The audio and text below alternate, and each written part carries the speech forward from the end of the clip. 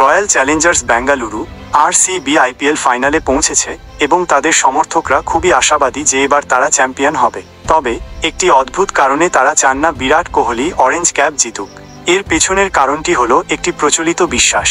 আইপিএলের ইতিহাসে বেশিরভাগ সময়ই দেখা গেছে যে অরেঞ্জ ক্যাপ জয়ী খেলোয়াড়ের দল চ্যাম্পিয়ন হতে পারেনি। আরসিবি ভক্তরা এই কুসংস্কারকে বিশ্বাস করে এবং তাদের কাছে দলের চ্যাম্পিয়নশিপই মুখ্য, বিরাট কোহলির ব্যক্তিগত রেকর্ড নয়। তবে এই বিশ্বাসের ব্যতিক্রমও আছে। আইপিএলের ইতিহাসে দুবার এমন ঘটনা ঘটেছে যখন অরেঞ্জ ক্যাপ জয়ী খেলোয়াড়ের দলও চ্যাম্পিয়ন হয়েছে।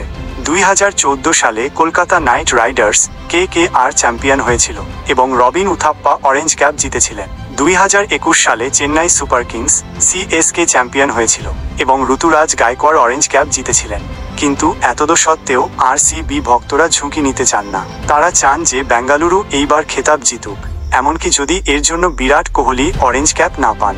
বর্তমানে অরেঞ্জ ক্যাপের দৌড়ে গুজরাট টাইটান্সের সাই সুদর্শন 14 ম্যাচে 679 রান নিয়ে সবার থেকে এগিয়ে আছেন। তার ব্যাট থেকে 5টি অর্ধশতরান এবং একটি দুর্দান্ত সেঞ্চুরি এসেছে।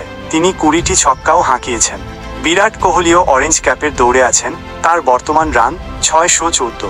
তবে তিনি অরেঞ্জ ক্যাপের দৌড়ে 5 নম্বরে আছেন। সাই সুদর্শন ছাড়াও শুভমন গিল, সূর্যকুমার যাদব এবং মিচেল মার্শও এই দৌড়ে রয়েছেন। সব মিলিয়ে আরসিবি ভক্তদের কাছে এই মুহূর্তে দলের চ্যাম্পিয়নশিপই সবচেয়ে বড় স্বপ্ন এবং এর জন্য তারা যে কোনো কিছু ত্যাগ করতে প্রস্তুত।